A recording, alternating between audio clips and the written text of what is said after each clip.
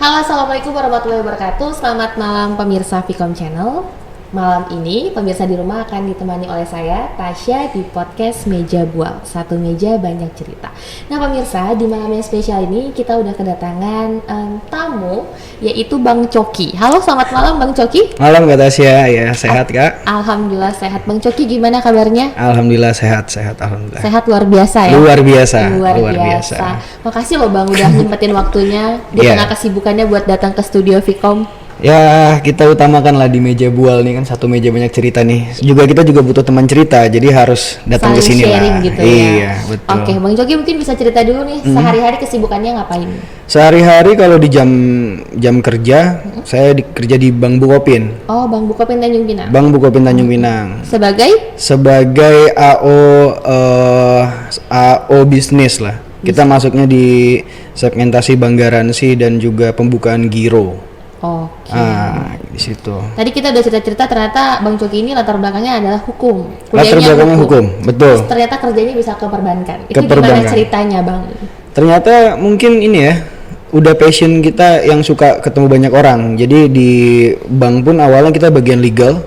Ternyata bos saya ngelihat potensi yang beda. Kamu nih nggak cocok kalau di legal kata dia. Kamu nih cocoknya jadi marketing atau jadi sales katanya. Jadi kamu masuk aja lah di segmentasi bisnisnya. Oke lah gitu, saya coba gitu. Ternyata seru dan balik ke passion saya yang suka ketemu banyak orang. Akhirnya teman-teman jadi banyak, baik itu dari kontraktor, baik itu dari pengusaha dan lain-lain. Disitulah terbukalah link di Tanjung Pinang nih, kayak gitu ceritanya. Oke, terus buat kerja di perbankannya udah berapa lama? Udah lama? Di perbankan kalau untuk di Tanjung Pinang nih setahun. Oh, baru 1 tahun. Saya di Tanjung Pinang baru tinggal di Tanjung Pinang ini baru 1 tahun Kak. Oh, berarti aslinya bukan Tanjung Pinang? Bukan asli Tanjung Pinang. Aslinya dari mana? Aslinya Jakarta, tapi saya cinta sama Tanjung Pinang. Oh gitu. Kebetulan istri saya juga orang Tanjung Pinang, jadi saya cinta sekali sama Tanjung Pinang. Iya, udah sampai orang-orangnya sekalian cintai ya. Iya, haruslah. Oke, terus kalau sejauh ini kan kuliahnya nih hukum, terus kerjanya di perbankan. Tapi sebenarnya kepake nggak sih ilmu hukum itu? Kan kadang-kadang banyak nih teman-teman kita juga, kayak misalnya saya kuliahnya ekonomi, kerjanya ternyata di broadcaster Di gitu. broadcaster ya. Pakai nggak sih ilmu hukumnya? Sebenarnya pakai lah, pasti kepake karena kita tahu limitatifnya kita. Jadi ketika contoh untuk di sales ya, ada pemberian berkas, kita minta berkas kepada sama orang, kita bisa menganalisa berkas tersebut gitu dengan adanya tadi kita belajar hukum dari mulai legalitasnya, kapan berdirinya perusahaan, kapan berakhirnya perusahaan ini, modal dasarnya, sahamnya, siapa pemegang spesimen, itu terpakai banget. Sebenarnya yang benar sih saya ini tersesat di jalan yang betul sebenarnya. Oh, tapi di jalan yang benar, iya benar. Nggak apa-apa. Berarti selain office hour-nya di Bank Bukopin, selain itu ngapain lagi? Atau punya bisnis atau apa? Kalau full time-nya saya sebagai suami ya pasti ya. Udah gitu karena kita sebagai suami kita tahu juga ternyata dari pekerjaan yang kita cuma terima gaji bulanan, akhirnya kita kembangkan diri lah. Kita buka ada beberapa usaha, salah satunya adalah tempat kopi. Setelah itu ada juga kerjasama untuk pengelolaan tempat boxing.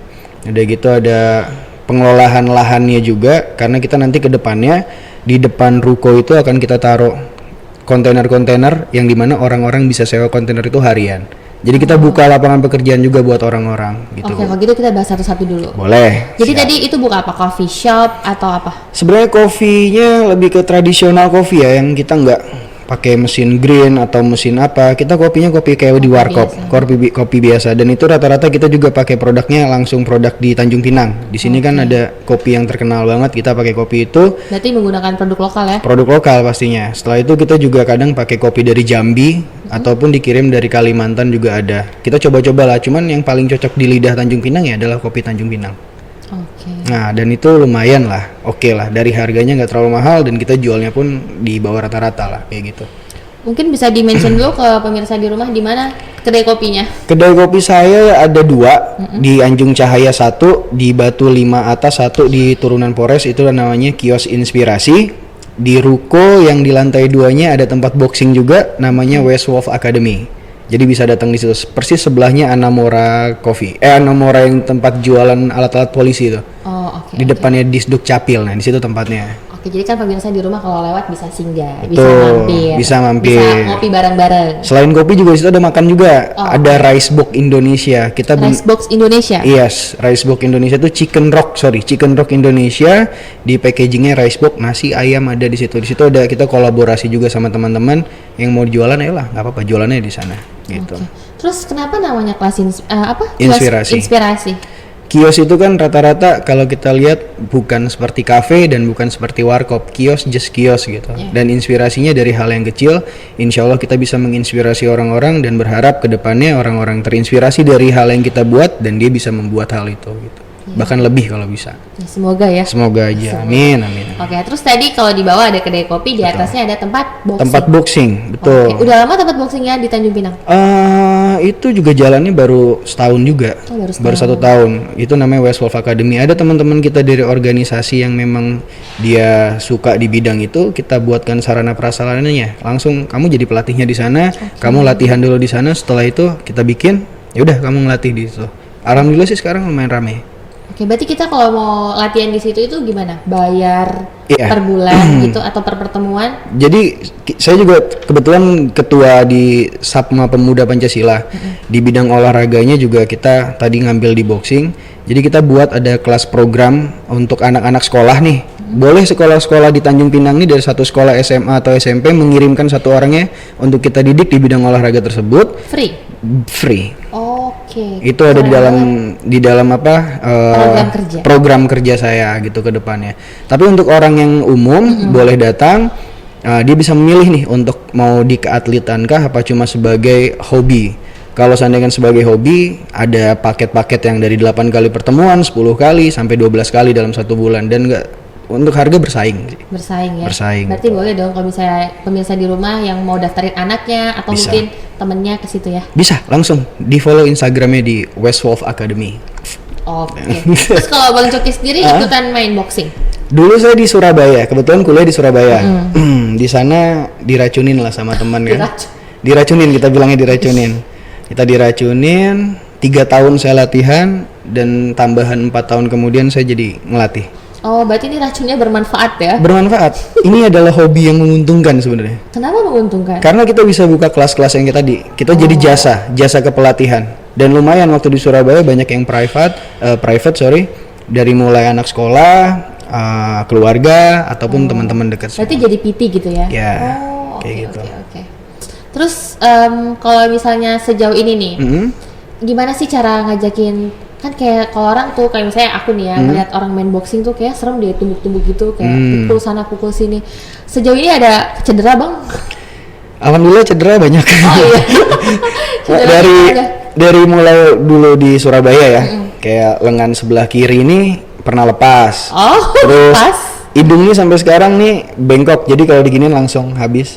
Oh iya. Iya, terus. Ya jadi pada tahu dong hidungnya bengkok Iya, apa. nggak apa. Terus kaki kiri ini mungkin karena dulu terlalu keras latihannya, kalau kena terlalu dingin agak sedikit sakit. Cuman itu kalau kita yang ngambil keatletan.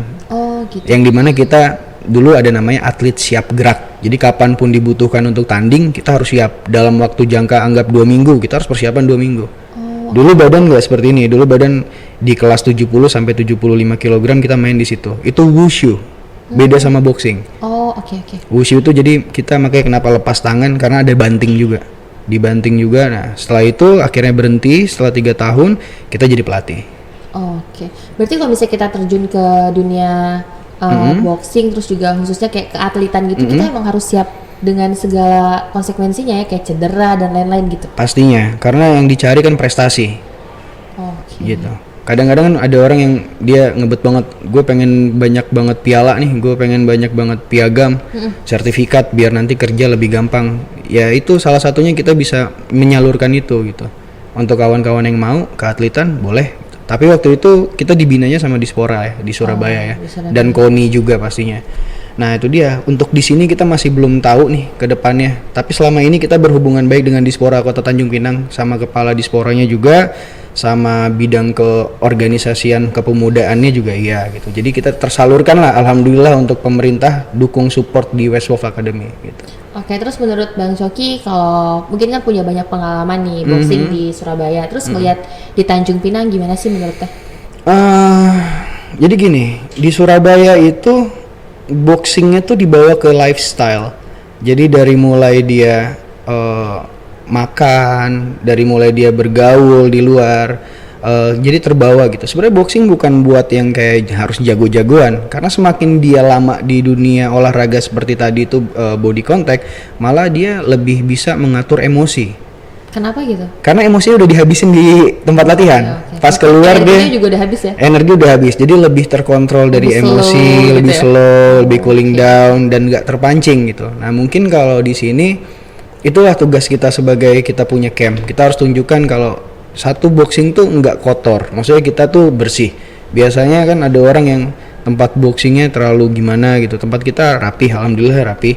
Setelah itu juga kita harus menekankan kepada pelatih dan juga orang yang dilatih kalau kita nih bukan untuk kekerasan di luar, tapi kalau mau main kekerasan ikut pertandingan. Oke. Insya Allah nanti Desember tuh ada pertandingan yang buat dari Camp As Dojo. Kita ngirimkan satu atlet kita. Kita juga di situ sekalian promosi juga kalau Westwolf Academy juga ada keatletannya gitu. Oke, nanti bulan Desember. Bulan Desember, insya Allah bulan Desember. Oke. Terus juga kalau misalnya aku nih pengen ikutan boxing, apa sih yang harus disiapin atau mungkin gearnya atau mungkin apa gitu? Nggak Sebenarnya ada? siapinnya paling penting siapin waktunya. Oh, waktunya udah Iya, pasti. waktu, karena banyak orang yang bisa bayar tapi ternyata Ya. di situ dia nggak punya waktu untuk latihan. Karena balik lagi kan ada body goal, dia pengen goalnya apa sih gitu. Enaknya kalau di olahraga body contact nih, selain kita dapat cardio, dapat body bagus karena dari bonus ya, kita bisa self defense. Oke. Jadi kita bisa melindungi diri baik dari inner tadi, masalah tentang pengaturan emosi dan lain-lain, tapi juga di luarnya kayak kita terjadi apa-apa kita masih bisa ada Jangan macem-macem perlawanan. gitu ya. Nah, jangan macam-macam loh ya, gue sikat loh gitu. Padahal kalau aku kayak nggak bisa ngapa-ngapain gitu. Kayak Nah, kalau di situ. nonton aja suka serem banget gitu. Tapi kalau udah di latihan dan kita praktekkan tuh asik sebenarnya. Asik ya? Asik. Nah, asik banget serius. Jadi harus dicoba lah kapan-kapan. Ya kapan-kapan ya, tapi Nanti nggak tahu kapannya free. kapan. Nah, itu kan waktu ya. Waktu balik lagi ke Dan waktu. kayaknya itu juga tergantung minat nggak sih? Ya. Ya kan, Pasti. kayak kalau emang tipe yang nggak suka yang kalau bisa dibilang kan boxing tuh kayak kekerasan gitu ya. Kan jadi kayak jiper duluan deh ngeliatnya. Nah, itu dia. Terkadang juga ada orang yang suka olahraga nih. Terus kita tawarin, "Ayolah boxing." Enggak ah, boxing tuh capek. Capean olahraga lu kali gitu. Emang nggak capek? Sebenarnya kan kita ngatur emosi kita malah di sana. Kalau kita capek kita atur pelan-pelan ya kan. Ketika kita udah mulai lagi, baru kita sikat lagi. Ada coaching pad namanya yang di padding, main padding. Kayak gitu. Oke. Terus kita balik lagi nih ke tadi ngobrolin soal bisnis, Oke, boleh? boleh. Jadi kan kalau misalnya Bang Coki baru setahun juga kan di Tanjung Pinang. Iya, Rasanya setahun. gimana sih bisnis di Tanjung Pinang ini, khususnya mungkin buat kaula muda? Kan sekarang banyak loh kafe-kafe itu atau mungkin resto-resto itu bukan orang tua punya, tapi Anak anak-anak muda, iya. Sebenarnya anak muda kan banyak pengen coba ya. Iya benar. Jadi nggak masalah. Orang yang gagal tuh ada orang yang nggak pernah mencoba. Jadi jangan takut untuk gagal gitu. Coba aja gitu kan. Mungkin kendala ya, termasuk kendala. Kendala di sini orang Tanjung Pinang, khususnya anak mudanya, itu belum melek. Kalau Tanjung Pinang ini sebenarnya kaya banget loh. Lu mau Banyak cari apa potensi. aja, mau cari apa aja ada di sini. Nggak mesti lah harus keluar gitu kan. Tanjung Pinang mau kopi terbaik di sini ada. Mau tempat nongkrong paling enak tepi laut juga ada. Mau pantai yang paling indah di sini juga ada. Tempat lapangan golf, tempat apa semua ada di sini. Cuma tinggal mau apa enggaknya aja. Balik lagi ke orangnya lagi. Kayak Oke. gitu. Terus juga kan apa ya, kayak demam-demam kedai kopi gitu. Iya nggak sih, kayak kita ngelihat ruko mana, Ada lahan kopi. mana, kedai kopi itu gimana sih? Sebenarnya malah bagus. Oh iya. Menurutku malah bagus. Semakin ada banyak tempat kopi, semakin orang banyak memilih. Gue mau ngopi di mana. Tapi kalau nggak ada tempat kopi tuh kayak Gitu-gitu gitu-gitu aja. lagi Nah, gitu ya. tapi kalau semakin banyak persaingan usahanya jadi sehat. Jadi dia ada rasa pemilih. Contoh kayak gini, ada satu jalan di situ ada satu tempat kopi. Orang, oh ada tempat kopi, lewat aja. Tapi kalau ada dua, gue mau pilih mana ya, yang kiri apa yang kanan gitu. Kalau ada tiga, kayaknya yang kanan enak nih. Kalau bosan bisa ke yang kiri gitu. Nah, kalau dari segi bisnisnya, orang yang pintar adalah orang yang punya tiga-tiganya kedai kopi itu. Oke. Nah, itu yang insya Allah yang sedang saya mau lakukan untuk tahun depan. Oh iya, emang ada rencana apa tahun depan? Tahun depan yang tadi pengen bikin kontainer-kontainer Oh, biar kontainer. orang bisa memilih mau di mana. Ternyata yang punya satu orang. Jadi mau di mana aja kita cuan. Cuan. Pokoknya sekarang 2021 cuan ya. Cuan karena kembali lagi ya kemarin ekonomi merosot, Iya benar-benar Covid lagi banget, pandemi. apalagi Kerasa nggak sih? ya Kerasa nggak buat Kerasa. usahanya? Yang di Anjung itu kita waktu buka lagi rame, besoknya datang aparat ditutup. Emang pas buka lagi kok, lagi udah pandemi? Lagi pandemi, ditutup, dikasih selebaran tidak boleh ini. Oke, ya udah kalau kayak gitu kita tutup aja dulu. Lama tutup? Selagi dia tutup, selagi itulah kita buka yang di Batu Lima. Oh, oke. Jadi kita switch dananya untuk ke sana. Akhirnya sekarang buka, insya Allah akhir bulan yang di Anjung Cahaya kita buka lagi. Oh. Jadi nanti kita udah punya 2. Terus di masa pandemi ini kan emang kalau kita buka bisnis tuh kayak gambling banget ya. Terus kan ternyata buka lagi nih yang di Batu Lima. Iya. Apa sih motivasinya gitu? Yakin banget berarti ya? Sebenarnya bukan yakin banget, kita pengen berguna ya buat orang. Nggak masalah deh kalau seandainya kan kita nggak dapat untung banyak. Yang penting banyak orang yang terselamatkan. Paling nggak buat tenaga kerjanya ya? Yes, betul kayak gitu. Paling nggak bisa nyelamatin orang dan orang bisa mencoba apa yang kita buat. Contoh kayak tadi yang kontainer. Udahlah di tempat situ murah loh, bisa harian nih nyewa, gue sewa aja di situ. Jadi biar orang tuh makin kreatif lagi gitu. Udah jualan ini, yang ini udah jualan ayam, kita jualan ikan. Oke, yang ini udah jualan ikan, kita jualan sate. Gitu. Kalau seandainya kan pemuda, ada 10 pemuda yang begini, udah berapa kontainer dan berapa orang yang bisa usaha? Banyak banget yang terselamatkan. Iya, jadi nggak perlu usaha tuh harus yang maruk gitu.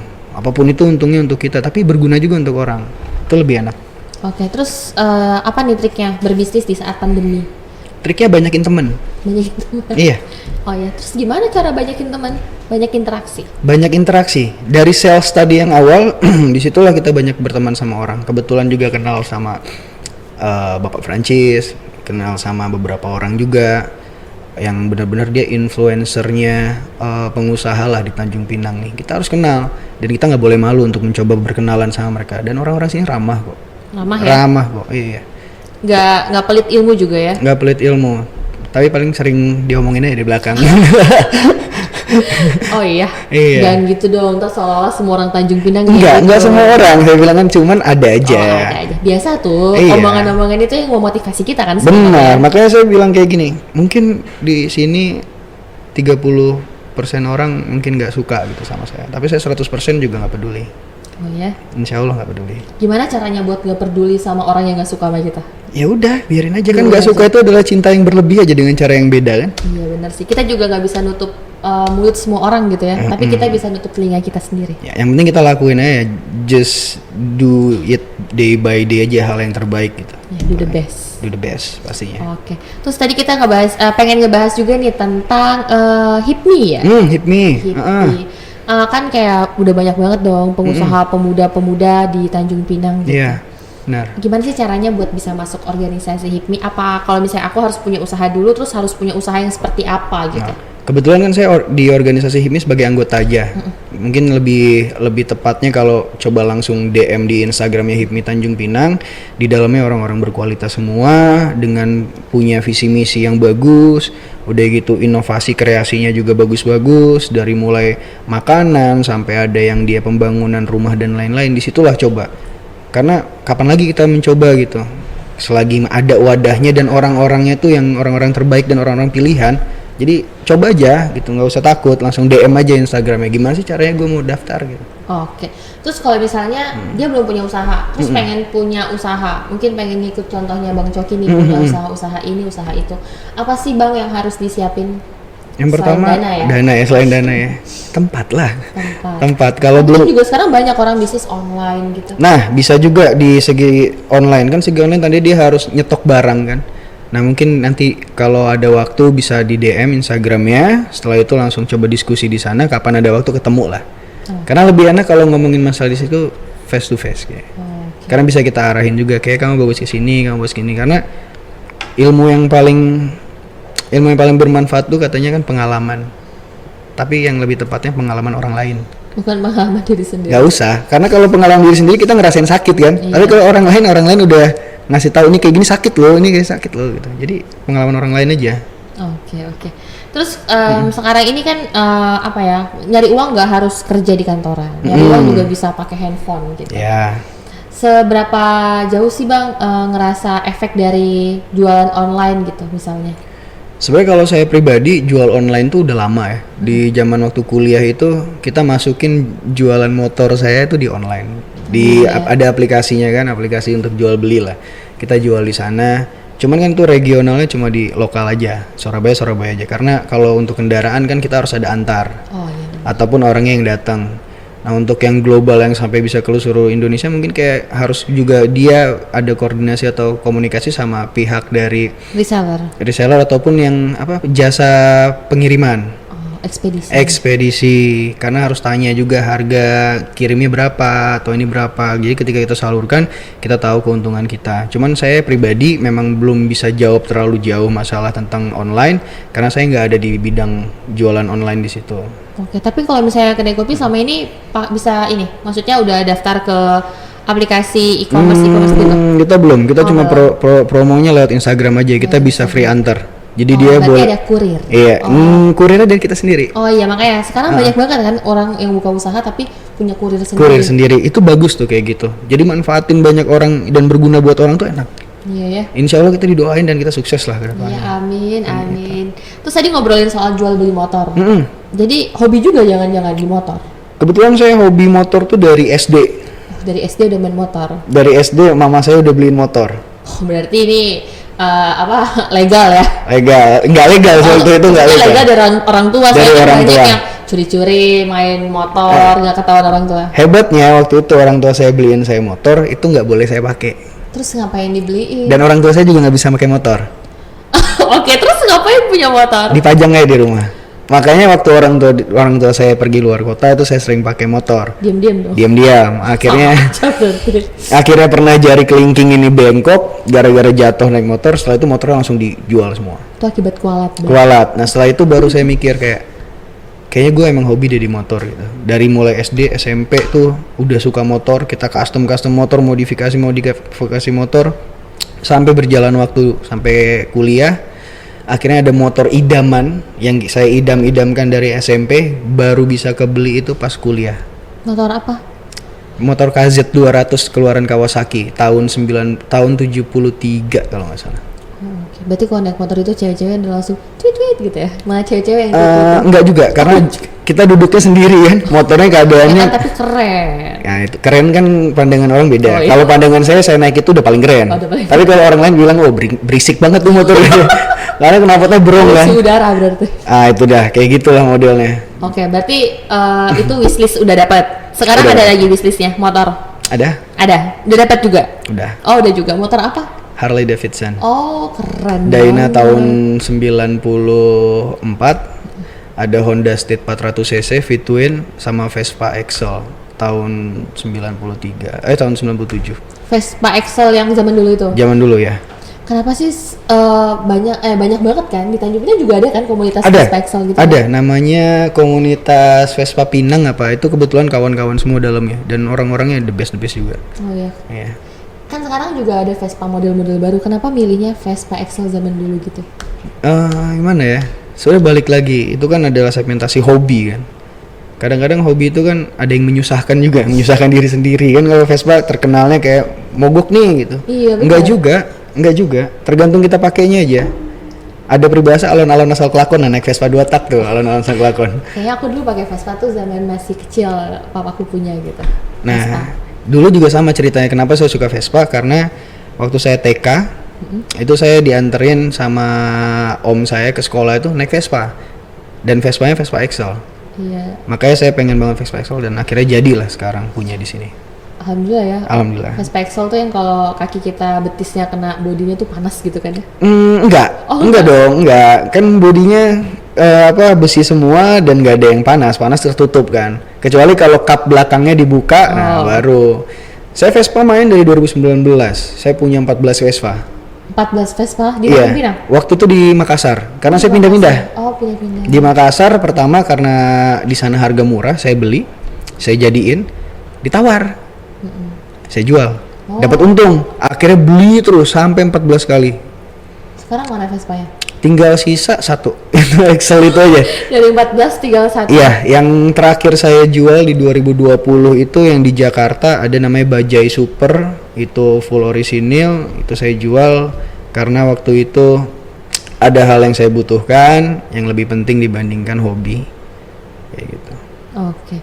Terus kalau misalnya kita kan kalau punya motor nih, pasti biasanya kita seringnya nongkrongnya di bengkel. Jadi sering nongkrong di bengkel nih, jarang di rumah nih. Eh, ya itulah, saya video call sama istri saya langsung bilang, udah pindah aja kerjanya di bengkel gitu.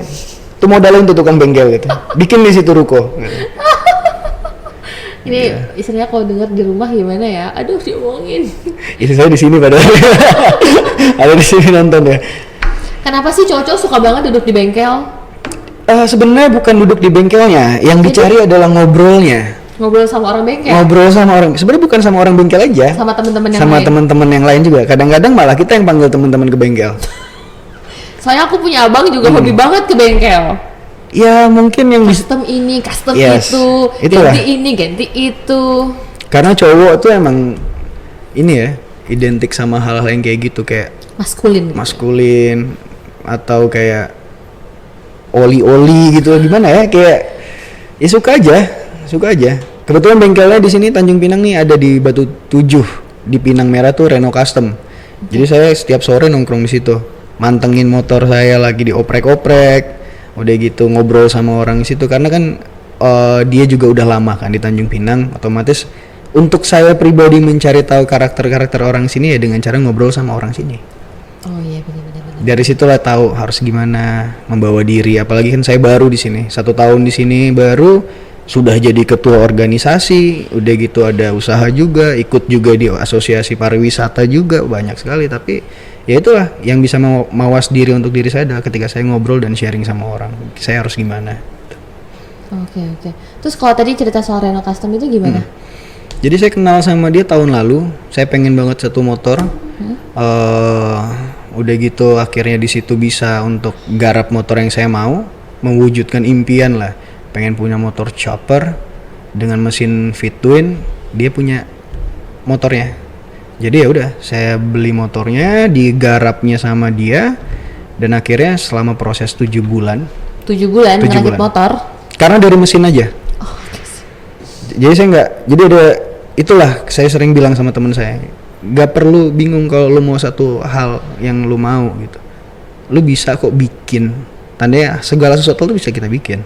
Kayak Di motor zaman sekarang ini ya. di zaman sekarang ini. Jadi Serba kayak gampang. serba gampang. Jadi kita beli motornya aja, mesinnya aja, semuanya bikin. Karena kita pengen banget motor gede kan, beli mahal. Akhirnya kita bikin aja. Ya udah kita bikin aja, lebih murah. Oke. Yang penting standar keamanannya bagus, surat-suratnya harus ada. Oh iya, benar Itu juga aja. surat-surat. Yes. Jadi kalau jangan juga punya motor custom ini tapi nggak punya surat. Nggak ada surat, bodong, nanti tangkap polisi, wah udahlah jadi penadah nanti. Jadi harus wanti-wanti juga, kita harus tahu juga legalitasnya. Maka itu tadi hukum tuh bergunanya di situ aja. Berarti walaupun kuliah hukum berapa tahun? 4 tahun. Saya 5 tahun dulu ya. Oh 5 tahun. Nggak apa-apa kok. Nggak emang. apa-apa, 5 tahun yang penting lulus. Iya, jadi adik-adik di rumah juga jangan pada insecure yang 5 Iya. tahun belum selesai. Betul, karena waktu itu kita 5 tahun kuliah bukan karena kita malas, tapi kita juga ngelatih boxing tadi. Oh, oke. Jadi Makanya- konsennya juga kepecah ya. Makanya ini ada sedikit masukan juga buat teman-teman yang lagi kuliah. Selesaiin dulu lah kuliah dibanding langsung kerja. Dibandingkan kuliah sambil kerja. Boleh kuliah sambil kerja, tapi rata-rata nggak fokus jadinya. Lebih baik kuliahnya selesaiin dulu, setelah itu baru bekerja. Tapi kalau ada kesempatannya di saat lagi kuliah gimana? Nggak apa-apa ambil, tapi jangan jadikan itu sebagai Prioritas. Tetap prioritas. harus prioritasnya kuliah dulu. Kerjanya part time aja. Kerja part time. Kerja part time aja, karena pendidikan tuh penting. Yang menyelamatkan kita ini di masa kayak gini ini pendidikan. Untuk saat ini banyak loh yang S1 cuma sebagai OB, Iya sih. ya kan? Di upgrade lagi S2 tapi lama, biaya dan lain-lain. Biaya Makanya selesaiin dulu kuliah cepet-cepet. Ada beberapa teman saya juga kayak gitu. Saya selalu bilang sama dia, selesaiin kuliah, nggak masalah telat, yang penting selesai. Tapi kan juga banyak yang bilang nggak perlu kuliah. Atau juga apalagi kalau misalnya punya usaha sendiri kayak ijazahnya nggak kepake. Tapi seenggaknya ada pengakuan dari orang kalau orang ini pernah kuliah. Karena yang penting sekarang kan pengakuan, apalagi untuk di bidang orang yang kerja kantoran ya. Di situ pasti ada SOP-nya, ada persyaratannya. Nah, di situ yang menyelamatkan kita adalah selembar kertas ijazah. At least kalau misalnya usahanya nggak berkembang juga bisa kerja sama orang pakai ijazah. Contoh kayak saya punya usaha tapi saya tetap kerja. Kerja adalah hal yang dimana bulanannya tetap masuk dan itu fixed income, dan usaha adalah yang kayak bulanannya yang nggak tentu. Oke, set income ya. Yes. Jadi itu penting. Dua-duanya harus berjalan untuk zaman sekarang, untuk saat ini ya. Apalagi yang muda kan sekarang nih inovasi kreasinya gede-gede kan, ya udah lakuin aja. Tapi ingat kuliah itu penting. Oke, jadi mungkin ada yang mau disampaikan ke anak-anak muda khususnya Tanjung Pinang. Apa ada dari Bang Coki nih udah kerja, terus juga punya usaha bisnis yang lainnya, terus juga aktif berorganisasi. Mungkin ada yang mau disampaikan ke pemirsa sebelum kita closing, Bang? Mungkin ini ya. Lakuin aja apa hal yang lu mau, tapi jangan sampai lupa di rootsnya, akarnya. Akarnya harus utamakan keluarga, utamakan diri sendiri, baru berguna untuk orang tuh ya. Oke, keren banget Bang Coki. Oke, terus juga pemirsa di rumah juga jangan lupa mungkin bisa lewat di Jalan Batu 5 bawah ya. Nah, Batu 5 atas, Batu 5 atas bisa singgah ke Kios Inspirasi atau Westwolf Academy. Oke, jadi jangan lupa Bang Coki ntar kalau misalnya aku mau ikut belajar boxing, free. Datang aja. Padahal kita nggak ngarep free. Free. Terima kasih loh Bang Coki atas niat baiknya. Siap. Oke, gitu aja Bang Coki malam ini, boleh ntar kita ngobrol-ngobrol lagi. Siap. Oke, pemirsa gitu aja ngobrol malam kita malam ini di podcast Meja Bual, satu meja banyak cerita. Terima kasih. Wassalamualaikum warahmatullahi wabarakatuh. Waalaikumsalam warahmatullahi wabarakatuh.